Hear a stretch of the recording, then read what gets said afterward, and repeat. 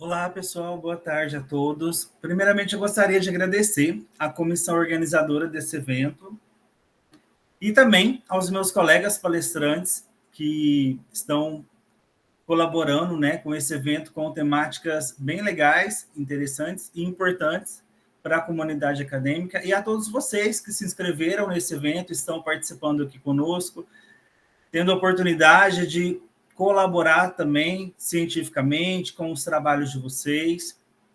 Espero que vocês tenham uma ótima aula, ao qual ela está denominada como o papel da educação física na promoção da saúde na população LGBTQIAP+. O meu nome é José Humberto Alves e eu sou fisioterapeuta pela Universidade de Uberaba, UniUB, e profissional de educação física pela Universidade Federal do Triângulo Mineiro, UFTM, e também sou mestrando em educação física na linha de epidemiologia da atividade física, também pela UFTM. E já tem um tempo que eu atuo, desenvolvo pesquisas voltadas para essa população. Então, é uma temática que eu gosto bastante e tenho muito interesse sobre. E quando nós falamos, da educação física na população LGBTQIAP+, nós temos várias vertentes e possibilidades de trabalharmos esse assunto. Hoje, em especial, de modo geral, voltado para a saúde e também em relação à saúde coletiva. Mas antes de darmos início, ao aprofundamento dessa temática, precisamos entender algumas questões. Coisas simples, como a diferença entre gênero e sexualidade. O gênero, ele é caracterizado como questões culturais, sociais, psicológicas associadas ao sexo biológico de uma pessoa. Envolve papéis, comportamentos, identidades e expressões que uma sociedade considera, entre aspas, apropriados para homens, mulheres e pessoas de outras identidades de gênero. Não é apenas binário, masculino, feminino. Também tem a ver, com outras identidades, como o gênero fluido, o agênero, o bigênero, entre outros.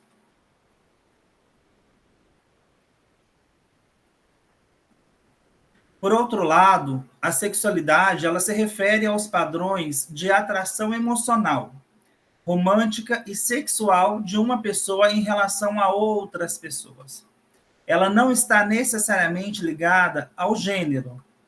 É uma parte muito importante da identidade de uma pessoa, mas ela não determina o seu gênero. E a sexualidade também, abrange orientações como a heterossexualidade, a homossexualidade, a bissexualidade, a pansexualidade, entre outras. Então, o indivíduo, por exemplo, ele pode se identificar como um homem cisgênero, masculino, e sentir atração pelo sexo oposto, mas também ter ali questões relacionadas à sua sexualidade, com padrões emocionais, romântico, até mesmo sexual, com indivíduos do mesmo sexo. Então, como eu falei, a sexualidade ela não está ligada necessariamente ao gênero. Já tem alguns anos que essa população tem como a bandeira, o símbolo do arco-íris como uma representação.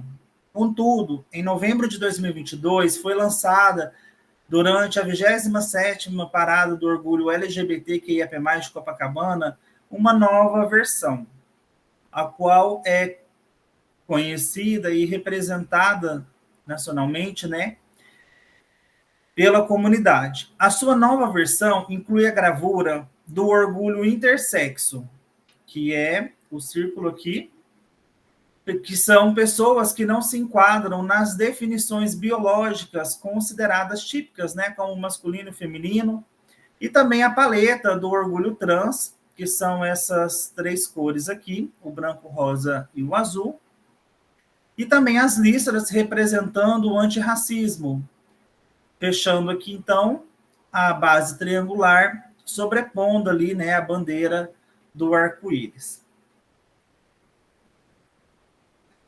A homossexualidade, ela foi propriamente dita, né, evidenciada lá nos anos 60, especificamente em 1869, pelo escritor, jornalista e advogado húngaro Karl Maria Kertész. E desde então, ela vem ali ganhando popularidade, né, esse termo, e sendo representado por siglas, onde temos ali, né, o L para lésbicas, gays, bissexuais, transexuais, queer, questionando, e demais letras que representam, né, os públicos que compõem essa comunidade. Além disso, essa população é um público que por muitas vezes se torna esquecido referente aos cuidados com a saúde. E esses cuidados com a saúde advêm de determinantes de saúde. O que significa isso? Por exemplo, fatores econômicos, sociais, ambientais, biológicos são fatores determinantes que podem influenciar indiretamente ou diretamente a vida do indivíduo e, consequentemente, acarretar fatores, né, que possam prejudicar a sua saúde ou a sua qualidade de vida. Então, se nós temos aqui um indivíduo que passa por um processo ali de mudança de gênero, né, uma mulher trans, um homem trans, por muitas vezes tem dificuldade, né, em se inserir no mercado de trabalho, então isso pode ser um fator econômico, o modo como essa pessoa está inserida na sociedade, questões religiosas, familiares, sociais, isso também pode ser um fator que pode prejudicar a qualidade de vida e a saúde dessa população. Além disso, por muitas vezes, né, nós conseguimos identificar certos padrões, como a questão básica de autocuidado e desempenho de atividades profissionais, como eu acabei de citar, por exemplo, o caso de transexuais, mas também conseguimos ver em relação às outras siglas também, né? Mulheres lésbicas que passam a ter um estilo, uma identidade própria e sentem, né, uma certa dificuldade para conseguir se inserir no mercado de trabalho, e isso pode acarretar esses fatores que eu comentei com vocês e prejudicar, né, esses determinantes de saúde.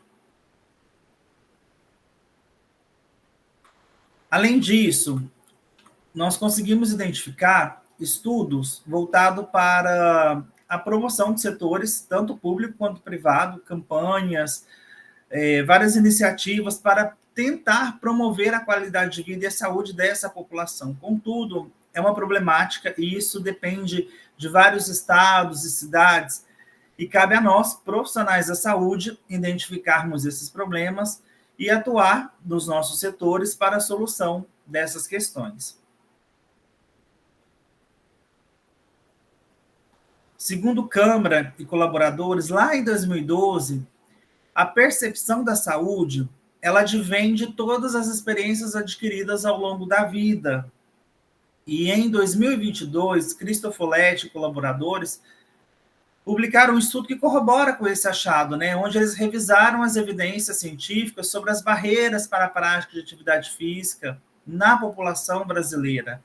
Então, nós temos que entender que a saúde não é simplesmente a ausência de doença, mas também o bem-estar completo, físico e mental. E quando você tem ali trabalhos, estudos e pesquisas que identificam essas barreiras para a prática de atividade física na população brasileira, de modo geral, nós conseguimos observar que existem diversos fatores que podem impedir o indivíduo a ter essa prática regular de atividade física. E essa população, por vez, pode sofrer algum tipo de preconceito ou exclusão para conseguir, de fato, fazer, né, a sua prática regular de atividade física. Então, qual a importância da inclusão e do respeito às diversidades na área da educação física? Primeiro, a promoção de equidade, onde nós conseguimos ali, né, dar a devida importância em direitos e qualidade para todos, de forma geral. Além disso, conseguimos também, na área da educação física, o desenvolvimento social, onde nós preparamos os indivíduos para a comunidade. E isso desde a fase da criança, adolescente, até a fase adulta, e assim trabalhar melhor a questão das habilidades sociais, como a oratória, a comunicação, saber se posicionar, isso tudo pode e deve ser trabalhado nas aulas de educação física. Além disso, essa importância da inclusão e do respeito, né, na área da educação física é importante para a redução do estigma e discriminação, onde logo ali na fase da infância ativa, né, as pessoas têm possibilidades de saber o que são, o que é e como convivem, né, todo mundo, e como que podemos trabalhar, né, nessa redução desse estigma e dessa discriminação. Então, tudo isso é importante e, como eu falei, pode e deve ser trabalhado na educação física. Mas não só isso.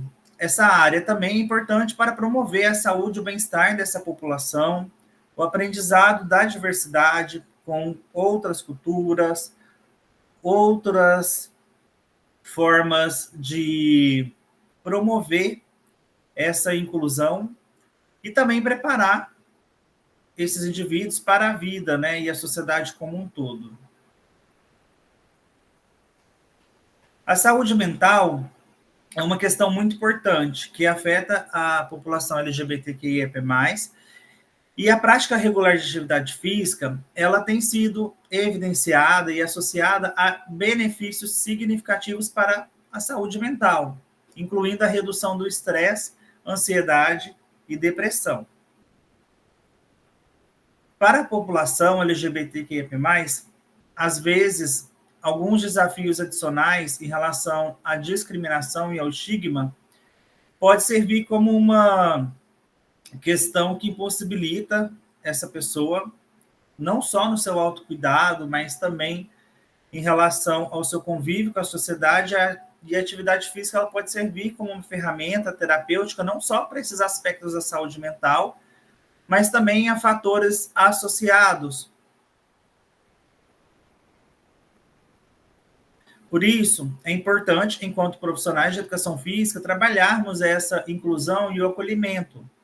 Criar um ambiente inclusivo, acolhedor para as pessoas de todas as identidades de gênero e afetivos sexuais.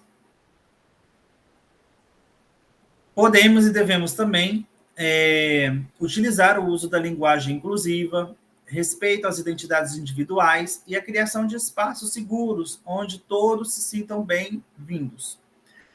Eu gostaria de compartilhar uma vivência com vocês. O local que eu faço musculação, temos uma personal que acompanha os alunos, e ela fez ali a identificação de um colega que passou pela transição de gênero, né? É um homem trans, e ela conseguiu utilizar os pronomes devidamente corretos, a forma como ela conduziu a situação foi, de fato, um acolhimento, onde foi questionado ali se teria algo que poderia fazer em relação aos exercícios, o fato de usar, né, a faixa, como está aqui na imagem, era um processo que a pessoa tinha acabado de passar, então, de fato, alguns exercícios foram adaptados, e isso é uma forma de inclusão, não só na utilização desses pronomes, né, mas também na forma como o profissional atua. Então, com certeza, se você, profissional de educação física, estudante, pretende atuar ali no mercado de fitness, ter a sua própria empresa, o seu estabelecimento, é importante também se atentar a essas questões, porque além de fidelizar o aluno, né, nós não pensamos somente na receita ali no começo do mês, quando recebemos, mas também na aderência e na adesão desses alunos, de fato, né, na inclusão e no acolhimento desse público.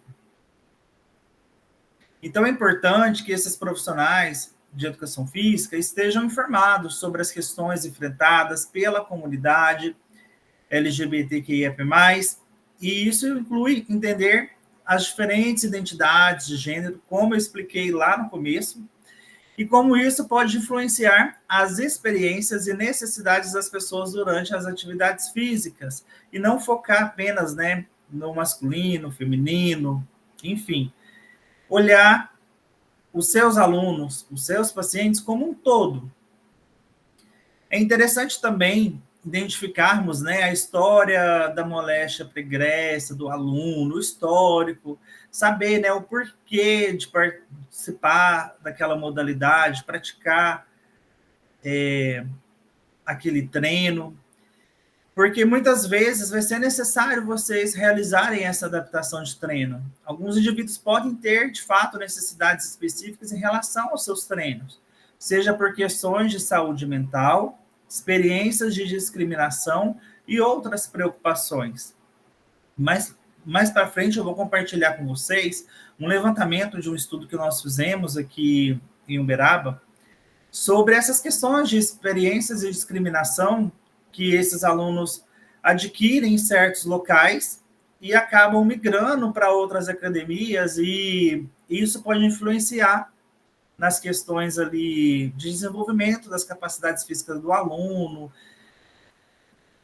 questões relacionadas à participação efetiva ali durante os treinos. Então, isso é muito importante e é legal compartilhar para vocês se atentarem a essas questões. Além disso, o profissional de educação física desempenha um papel fundamental nesse combate ao preconceito dentro do ambiente esportivo, mas também na área escolar. Isso pode envolver a promoção da igualdade de oportunidades e intervenções em caso de desrespeito, bullying ou discriminação, né, em defesa dos direitos das pessoas LGBTQIAP+, dentro desse contexto. A educação física, por sua vez, ela oferece oportunidades para os indivíduos se envolverem em atividades que promovam a melhoria da sua autoestima e autoimagem. E isso pode ser um fator muito positivo, mas também, dependendo do caso, pode ser um fator negativo, onde nós conseguimos visualizar que certos indivíduos homossexuais, como homens, né, homossexuais, por exemplo, se preocupam muito com a questão estética, que por muitas vezes praticam a musculação não focando na saúde, mas sim por padrões impostos, talvez até mesmo pela sociedade, né, ou pelo meio social que convive. E elas podem enfrentar pressões sociais e padrões de beleza que podem ser inatingíveis. Então, o desenvolvimento dessas habilidades físicas e a conquista de metas na atividade física pode contribuir para uma visão mais positiva de si mesma ou mais negativa. A prática também, né, dessa população aqui, pelo menos na minha cidade, é muito comum observarmos isso. Nós que somos profissionais aqui da educação física, né, conseguimos observar ali um pouco mais um olhar mais apurado, né?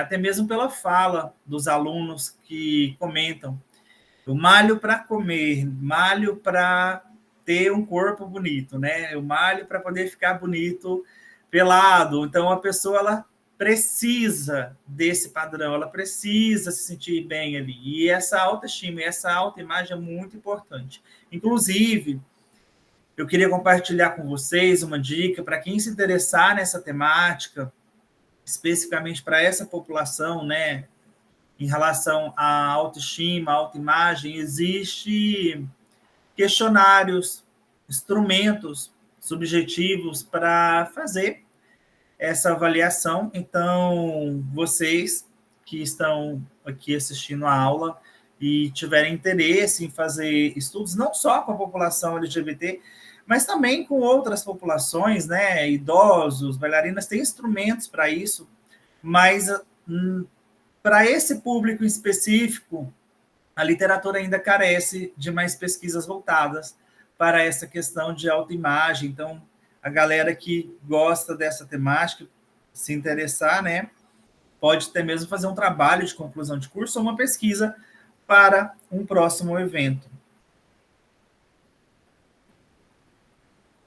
Além disso, o profissional da saúde, de modo geral, e inclusive o profissional de educação física, né, ele é responsável pela colaboração de ambientes de suporte e inclusão, principalmente visto que os profissionais de educação física realizam atividades de ginástica laboral em empresas, também em atenção à saúde, né, em alguns hospitais, dependendo da região, e isso também é importante para a inclusão dessas pessoas nessas situações, mas também para o desenvolvimento de habilidades sociais desde a fase da infância, onde essas crianças, por mais que elas não tenham uma certa maturidade para se identificar, né, com algum gênero, sexualidade ali ainda, ela tem liberdade para brincar com carrinho, boneca, utensílios de cozinha, casinha, de modo geral, e isso é importante para o desenvolvimento dessas habilidades sociais, para a coordenação motora, e não fazer, né, essa distinção de recursos, materiais, cores, porque realmente é uma fase de aprimoramento e desenvolvimento dessas habilidades. E isso tem que ser explorado ao máximo.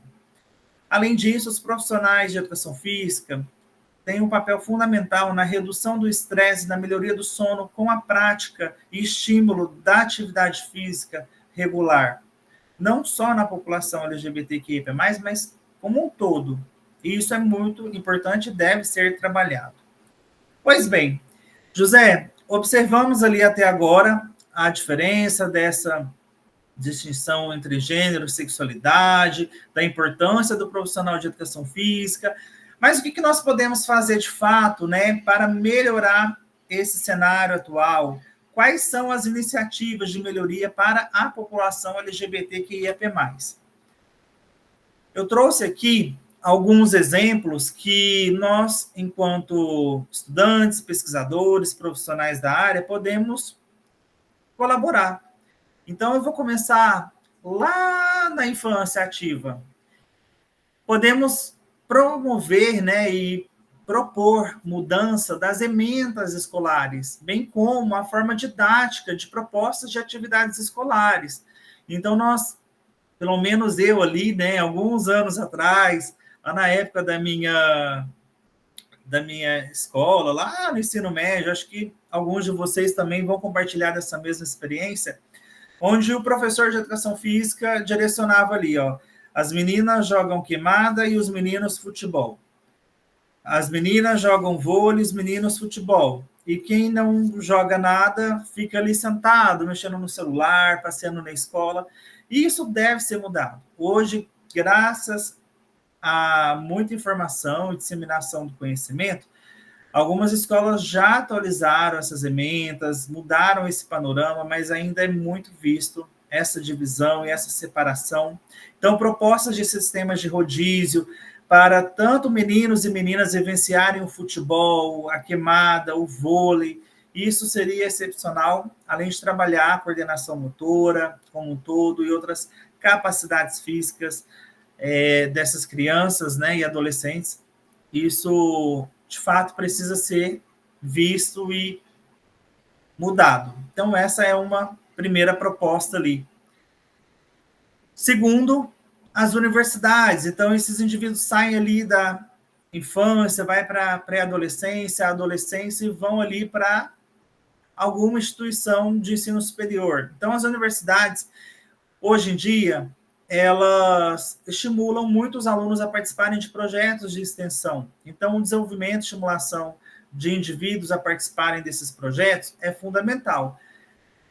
Não sei se a universidade de vocês tem algum projeto voltado para atividade física ou exercício físico. Aqui, onde eu resido, a instituição de ensino superior que eu sou vinculado, ela promove vários projetos extensionistas para a prática de atividade física e exercício físico. Então, tem projetos para alunos e docentes e servidores públicos da instituição, tem projetos que são voltados para a comunidade do município. Então, verifiquem, vocês podem e devem participar também desses projetos e fazerem, né, o estímulo para esses indivíduos participarem desses projetos e, assim, ter uma vida fisicamente ativa. Além disso, as ligas acadêmicas também podem participar desse processo de inclusão e diversidade, são um carro-chefe ali no desenvolvimento de pesquisa e também em relação à parceria com profissionais da área da saúde. Então, veja bem, José, eu participo de uma liga de diabetes, uma liga de saúde coletiva. Será que daria certo de fazermos alguma pesquisa para essa população, algum vínculo profissional ali com alguma empresa? Claro que sim. Independente da temática da sua liga, da área específica que seja, tem como, sim, vocês direcionarem alguma ação, algum projeto, alguma campanha para essa população. E até mesmo vocês conseguirem escreverem um projeto ali de pesquisa, fazerem algum tipo de coleta, ou um relato de experiência que pode ser também publicado em algum evento ali. E isso é muito bom, é uma troca muito legal. Existem também ligas LGBTQIAP+, de esportes ou atividade física, que são incentivo à prática esportiva, né? O desenvolvimento de fato de habilidades e competência. Então, existe. Eu acho que em São Paulo, no Rio de Janeiro, são mais vistos, né? Esses grupos, essas ligas esportivas voltadas para esse público, que são indivíduos que praticam alguma modalidade, têm alguns amigos e acabam indo jogar vôlei todo final de semana, futebol durante a semana ou finais de semana. Então, são ligas esportivas independentes, que não dependem ali de vínculo institucional e privado e acabam fazendo essa promoção, né, esse incentivo aí à prática do esporte. Existe também programas de mentoria e apoio, onde profissionais de saúde fornecem orientações personalizadas sobre a importância da atividade física, os benefícios para a saúde e a criação de planos adequados às necessidades individuais. Então, nós conseguimos observar no Instagram, tem muitos profissionais que atuam somente para a população LGBTQIA+. Isso é muito legal, é muito interessante, por mais que seja um atendimento ali nichado, é uma proposta, né, de trabalho mais específica, personalizada, que de fato vá atender as demandas e as necessidades individuais de cada pessoa. Além disso, nós conseguimos ter acesso a plataformas online e aplicativos de saúde e fitness. Existem vários aplicativos atualmente que oferecem orientações, dicas de treinamento, acompanhamento de progresso e suporte motivacional. Então, se vocês conhecem uma pessoa de de alguma letra, né, ali da sigla LGBTQIA+, que não tenham condições de realizar um autocuidado, uma prática de atividade física regular, estimule a pessoa a ter acesso ao aplicativo, a fazer a prática regular ali pelos vídeos, exercícios propostos. Também é uma forma de você colaborar para essa população. E com isso, né, eles terem um acompanhamento desse progresso, suporte motivacional para as pessoas interessadas. Isso não é só para a área da educação física, tá, pessoal? Existem aplicativos também, campanhas, programas de mentoria e apoio em relação à saúde mental. E vocês conseguem ter acesso a isso digitando no Google mesmo, vocês conseguem colocar lá suporte mental para a população, vocês conseguem ter acesso aos números e telefones ali, até mesmo da região de vocês. As campanhas também têm um papel fundamental nessa questão, e elas podem ser de conscientização ou inclusão, ou até mesmo associação das duas juntas. Onde na parte da conscientização, né, nós trabalhamos a educação sobre os benefícios da atividade física e a saúde coletiva, e na questão da inclusão, é voltado mais à questão sobre a sensibilização de barreiras de acesso, o que impede o indivíduo, né, de praticar tal atividade física. Então, vocês, enquanto estudantes, futuros profissionais, ou até mesmo profissionais da área da saúde, pode fazer essas campanhas de inclusão, mobilização para algum setor, alguma ação ali da prefeitura, né?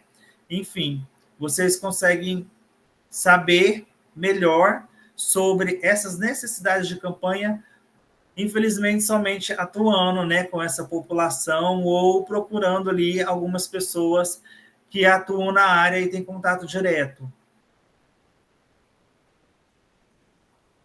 Aqui os locais, né, onde alguns indivíduos já sofreram preconceito, né, em Uberaba. Comentei com vocês agora há pouco.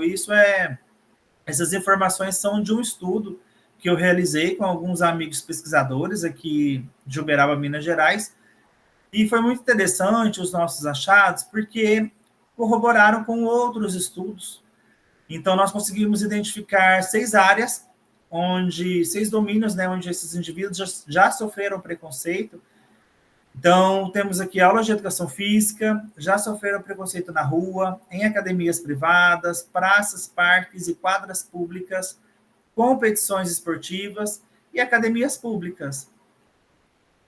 As 3 áreas mais apontadas onde eles já sofreram preconceito foram aulas de educação física, seguido de academias privadas e competições esportivas.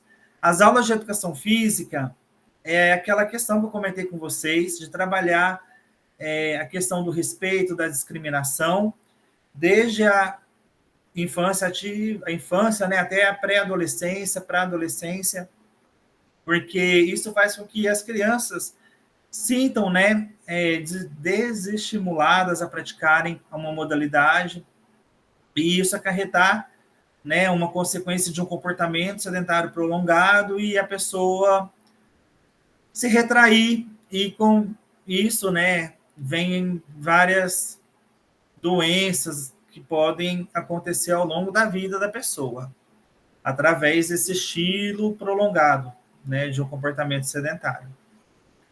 As academias privadas, imagina só, você pagar uma empresa, uma academia, para fazer a sua musculação, a sua atividade ali, e sofrer um preconceito e um bullying. Isso faz com que as pessoas se sintam mal com aquele ambiente, o que pode fazer ela mudar, né, o horário. Isso pode ser um estímulo para fazer a pessoa mudar de horário, e às vezes a rotina de trabalho, o estudo, a demanda de coisas para fazer, faz com que ela desista de praticar naquela academia, caso ela não consiga participar, né, em determinado horário, ou até mesmo ela fazer essa migração de uma academia para outra, o que também pode fazer ela desistir de praticar a modalidade pela questão da distância, às vezes até mesmo do valor, né, ser um pouco mais caro do que a academia anterior, e isso pode ser também um fator que vai fazer essa pessoa, né, pode fazer essa pessoa desistir. Em competições esportivas foram relatados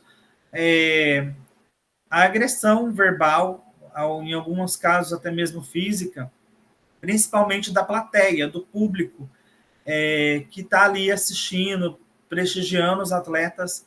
Então, isso é mais comum do que nós conseguimos imaginar e observar. Então, essas dimensões aqui, elas estão também interligadas. Então, se uma pessoa ela não consegue fazer o exercício na academia, ela vai correr na rua, e na rua ela também sofre o preconceito. Então, isso deixa um certo medo, um receio, e isso pode ser um fator, uma barreira para a prática de atividade física. Então, enquanto profissionais de educação física, nós temos que nos atentar a essa questão, a essas questões, e assumir de fato o nosso protagonismo como profissional da área da saúde, identificar essas questões, né, saber a história do aluno, o porquê que ele está anos sem fazer alguma atividade física, o que aconteceu. Eu acho muito difícil, logo de início, uma pessoa falar o real motivo, mas é importante vocês terem um profissionalismo e respeitar também o espaço do aluno, mas também conversar com a pessoa para tentar entender, né, o porquê desse motivo, né, explicar as formas ali de acolhimento. Outra estratégia que é muito utilizado nas academias é as plaquinhas, tanto no banheiro masculino quanto no feminino, tem algumas plaquinhas espalhadas, onde principalmente as mulheres, né, conseguem falar uma frase, uma palavra na recepção, que significa que ela sofreu algum tipo de assédio, bullying nesses locais, e os responsáveis, os empresários, podem tomar a iniciativa ali e tomar um partido.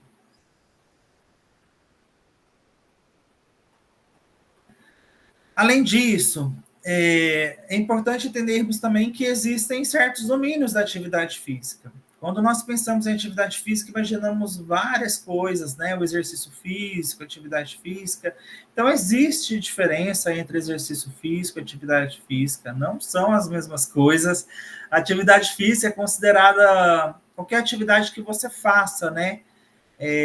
Da sua inércia, da sua zona de conforto ali. Você lavar um carro é uma atividade física, você passear com o cachorro é uma atividade física, você lavar a roupa é uma atividade física, mas isso depende também dos gastos energéticos que você deposita para aquela atividade. Então, subir um lance de escada também é considerado uma atividade física. Então, eu moro num prédio, não tem elevador, subir e descer os andares ali pela escada é considerado também uma atividade física. E existem vários domínios. Aqui nós conseguimos identificar a atividade física recreativa, que é realizada com objetivos de diversão, entretenimento. É uma atividade recreativa para relaxamento. Então, você sai com os amigos no final de semana para jogar uma queimada, jogar um frescobol, como está aqui na imagem, peteca, uma atividade de fato para relaxamento e entretenimento. Já a atividade física de lazer, ela é vista como uma atividade praticada durante o seu tempo livre, sem uma pressão competitiva ou desempenho. Então, você sai para andar de patins, bicicleta, você consegue ocupar o seu tempo livre ali por um determinado tempo, um pouco mais prolongado, sem essa pressão competitiva, sem focar no desempenho. É passear no parque de bicicleta, dar a volta no bairro, né, com algum amigo ou familiar, e isso é considerado uma atividade física de lazer. Já a atividade esportiva, ela envolve regras específicas e objetivos de desempenho. Ela é pautada na questão da periodização, da sistematização de treinos regulares, voltado de fato, né, para o envolvimento ali do atleta, para o desempenho dele nesse esporte. Então, isso engloba futebol, basquete, o voleibol, o vôlei de praia, como está aqui na imagem. Então, a atividade esportiva, ela é pautada nessa questão.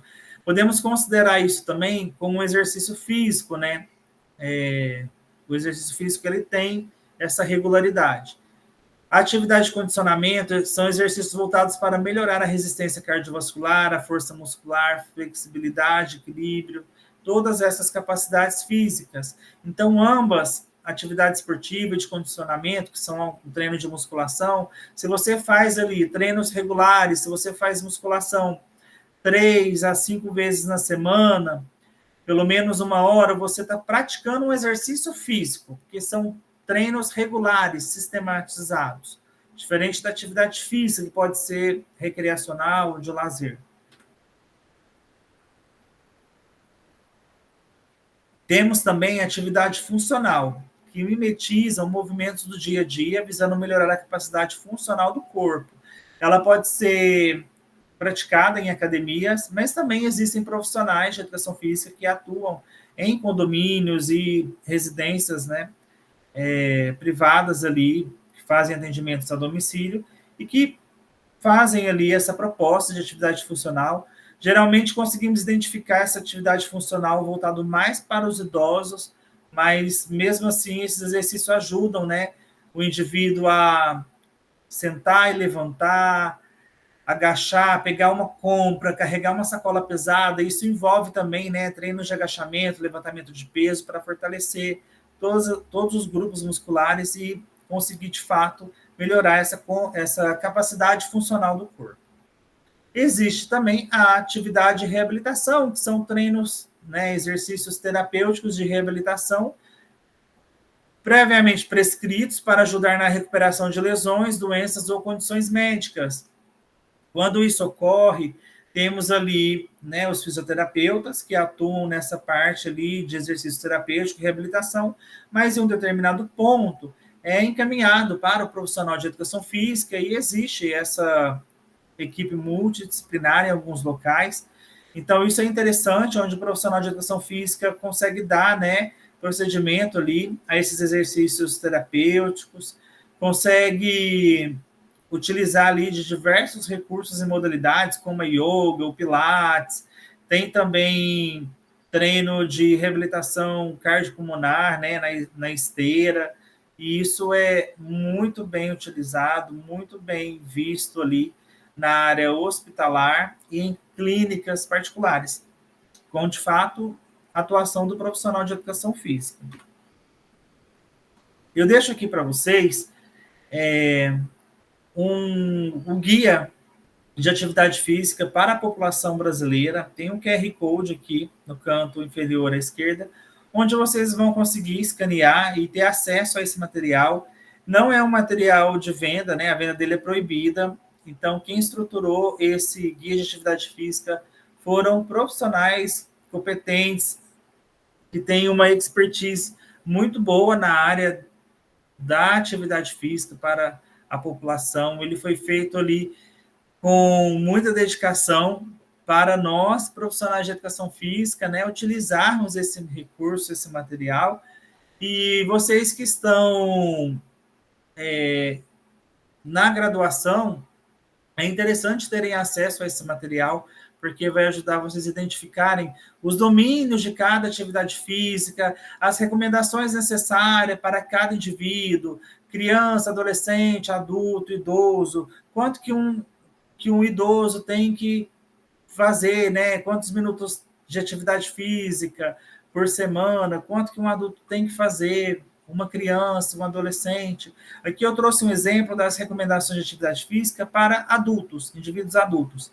Então, o guia de atividade física, ele preconiza que pelo menos 150 minutos de atividade física seja feito, né, ali de atividade aeróbica moderada ao longo de pelo menos 3 dias na semana. Isso é a recomendação mínima. Ou então, praticar pelo menos 75 minutos de atividade física de intensidade vigorosa por semana, distribuídos ao longo dos dias. Tem outras recomendações também lá, como eu acabei de falar. Sugiro que vocês façam essa verificação depois. É um material muito rico e tem várias outras informações que eu tenho certeza que vai colaborar aí para a vida acadêmica e profissional de vocês. Por fim, eu finalizo a nossa aula de hoje com algumas considerações para que vocês, né, estudantes, profissionais da área, estimulem mais, né, essa parte da pesquisa. É uma população que carece de mais estudos, principalmente questões de estudos longitudinais, para conseguirmos observarmos padrões, tendências em algumas áreas. Estudos também de base populacional também é interessante. A capacitação dos profissionais de educação física, ela é fundamental, principalmente se vocês pretendem, né, ter alguma empresa, trabalhar em alguma academia, em algum local. É interessante vocês fazerem cursos, capacitações e assistir, né, mais palestras sobre essa temática. Inclusive, essa aula de hoje é uma forma de atualização. E também que façam a divulgação dessas informações que nós estamos dialogando, né, aqui hoje, e que promovam a conscientização dessas questões, né, que foram pautadas, e que estimulem e que pratiquem cada vez mais atividade física.